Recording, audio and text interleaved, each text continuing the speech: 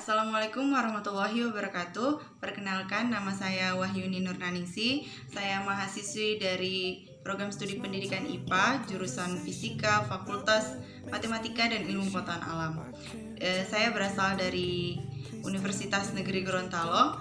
Nah, di sini saya akan menjelaskan tentang komunitas dan populasi. Yang pertama kita bahas yaitu populasi. Nah, apakah itu populasi? Populasi adalah kumpulan individu sejenis yang hidup pada suatu daerah dan waktu tertentu. Nah, contoh dari interaksi antar populasi yaitu ada alelopati. Alelopati merupakan interaksi antar populasi bila populasi yang satu menghasilkan zat yang dapat menghalangi tumbuhnya populasi lain. Contohnya di sekitar pohon walnut atau junglas jarang ditumbuhi tumbuhan lain karena tumbuhan ini menghasilkan zat yang bersifat toksik. Nah, yang kedua, ada kompetisi, merupakan interaksi antar populasi. Bila antar populasi terdapat kepentingan yang sama, sehingga terjadi persaingan untuk mendapatkan apa yang diperlukan. Contoh, persaingan antar populasi kambing dengan populasi sapi di padang rumput. Selanjutnya ada dinamika populasi. Dinamika adalah suatu kumpulan dari dua atau lebih individu di mana perubahan individu satu dapat mempengaruhi individu lain. Nah, sebelumnya sudah dijelaskan kan populasi itu apa. Makanya dari situ kita mengambil contoh populasi dari komunitas sungai dapat berupa populasi rumput, ada populasi ikan, ada populasi kepiting, populasi kerang.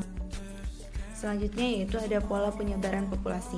Nah, di pola penyebaran populasi itu ada terbagi menjadi 3 pola, yaitu pertama ada emigrasi, yang kedua ada imigrasi, yang ketiga ada migrasi. Nah, yang pertama, emigrasi yaitu suatu pergerakan individu keluar tempat dari tempat atau daerah populasinya ke tempat yang lainnya dan individu tersebut tinggal secara permanen di tempat yang baru.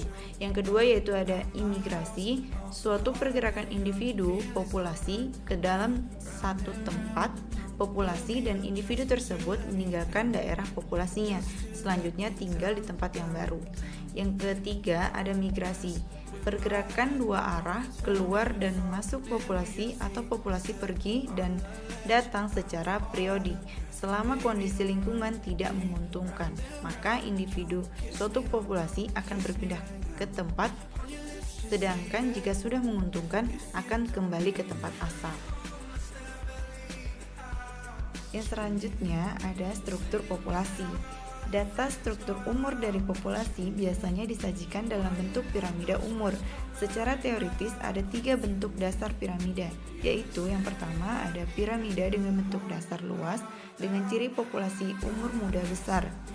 Yang selanjutnya bentuk segitiga sama sisi atau lonceng dengan jumlah kelompok muda seimbang dengan kelompok tua.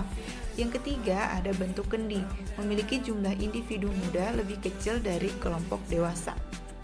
Selanjutnya yaitu ada faktor pembatas. Faktor pembatas pertumbuhan populasi yaitu ada 2. Yang pertama tergantung kepadatan dan yang kedua tidak tergantung kepada kepadatan. Nah, yang tergantung kepada kepadatan yaitu adalah makanan dan ruangan. Yang kedua tidak tergantung kepada kepadatan yaitu ada iklim dan bencana alam.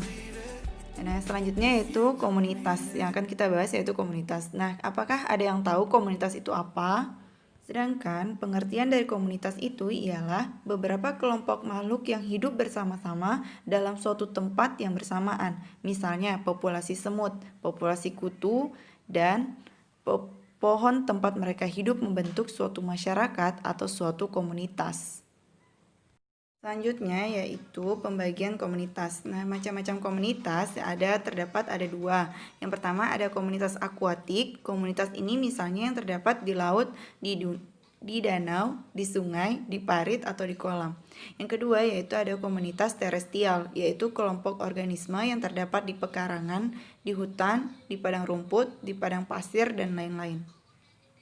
Selanjutnya yaitu ada pola komunitas. Di dalam pola komunitas itu terdapat beberapa pola, yaitu yang pertama pola stratifikasi atau pelapisan tegak, yang kedua ada pola-pola zonasi atau pemisahan ke arah mendatar, yang ketiga ada pola-pola kegiatan atau periodisitas, yang keempat ada pola jaring-jaring atau organisasi jaringan kerja di dalam rantai pangan. Yang kelima, ada pola reproduktif atau asosiasi-asosiasi orang, anak-anak, kloni-kloni tanaman, dan sebagainya. Yang keenam, ada pola-pola sosial atau kelompok-kelompok dan kawan-kawanan. Yang ketujuh, ada pola-pola koaktif atau diakibatkan oleh persaingan antibiosis, mutualisme, dan sebagainya.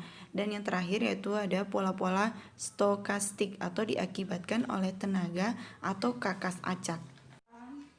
Yang selanjutnya itu ada struktur komunitas. Struktur komunitas itu ada 3. Yang pertama ada kualitatif, kedua kuantitatif, dan yang ketiga sintesis.